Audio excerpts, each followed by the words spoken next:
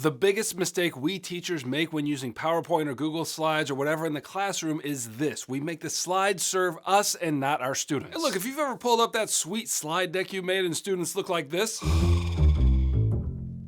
well, then you're using this software all wrong. So in this video, I want to help you understand some simple principles of using slideware in the classroom that will turn your lectures from being slop in a pig trough to a banqueting table upon which your students feast with glad hearts. So if that's the kind of thing you're into, let's talk about it. So let's start with the principles of using slideware, and then I'll give you some practical rules to follow later. Principle number 1, slides need to serve my students and not me. If you've taught for more than 5 minutes, you know exactly what I mean. A deck of slides can feel like a security blanket to us, and if we're shaky on what we need to teach, there is some comfort in knowing that as long as I read through all the words I've put on this slide, at least I'll get them the information they need and take up a good, 30 minutes of my class. But that use of slides is mainly for my benefit, not the students. We need to have a kind of Copernican revolution and realize that in putting slides together, we are not serving ourselves, but those young souls who have been put under our care and under our tutelage. And that conviction should affect the way we put slides together or whether we use them at all, and that brings me to the next principle. Principle number 2, many presentations are better without slides. Because the technology is available does not mean we ought to use it. And I would argue in a lot of cases, the best technology we have to deliver our content to our students is our mouth hole, a dry erase pen, and a whiteboard. Because when you're using those things, you introduce movement and energy to your lecture or your presentation that in many cases would be sorely lacking if you were just to stand in one spot and press a button every 60 seconds. So the rule I follow for myself is to never use any slideware unless I can convince myself that it is absolutely necessary. Unless it would somehow enhance my presentation and better serve my students, I will not use it. Now, I know I sound like the crazy uncle at the family reunion, but let me explain. If you've been around me for any time at all, you know I'm kind of a Luddite at heart, and so maybe that's going to tempt you to dismiss this principle. And that's fine, you do you, boo, but for me, if my guiding principle is to serve my students the best way that I can, and if I believe that education is a fundamentally human exercise,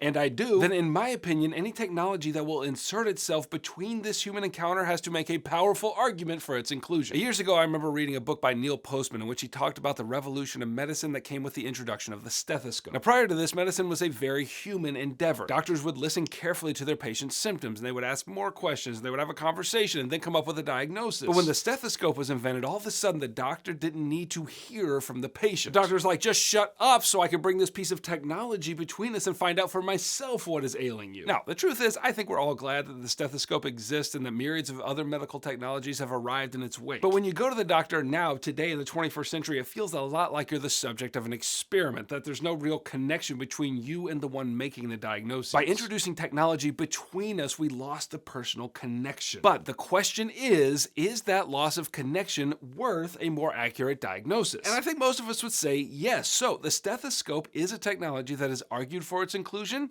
and convinced me. To me, the same goes with slideware. I have this opportunity to engage my students in such a way that each of us feels more human after the encounter, which is what real teaching ought to do. So I'm going to have exceedingly high standards for introducing any technology between us that might diminish that encounter. That technology has to make a powerful case for inclusion. By the way, if you nerd out like I do about stuff like this, then get your clicky finger out and subscribe, because there's a lot more where that came from. Okay, so those are my 2 principles governing the use of slideware. And now, if I do decide to use it, here's some nitty-gritty rules to make sure I serve my principles. Rule number 1, slides should have a clean design. And I'm downright Spartan about this. For me, it's a black background with white text. I don't want any memes, I don't want any animated characters, nothing. And that should make sense if the first 2 principles are kept. So many of us are tempted to believe that our slides are the main show, so we endlessly embellish them. But the human connection between me and my students is the main show, and if anything on these slides distracts from that, it needs to go. Rule number 2, cut the animation. This is another one of those places where just because we can do something doesn't mean we should. Animations, for the most part, are cheesy and distracting. And if my animations are the most interesting thing about my slideshow, then I've got deeper problems. Do you see how annoying this is? The only animation I consistently use is the most basic animation of keeping certain parts of the slide hidden until I click. Other than that, animations are useless, cut them. And rule number 3, the most important rule of all, include only the minimum amount of text or graphics needed to support your point. And here's what I mean. My slideshow should be unintelligible apart from my presentation. Like if a student is absent and I can send them this slideshow and they look at it and say, oh yeah, I understand everything that went on in class, then why would they even show up to my class in the first place? Like my explanation will be the main course of this meal, and whatever I put on the slides is supplementary. That means that I will never use a slide presentation as if it were my script.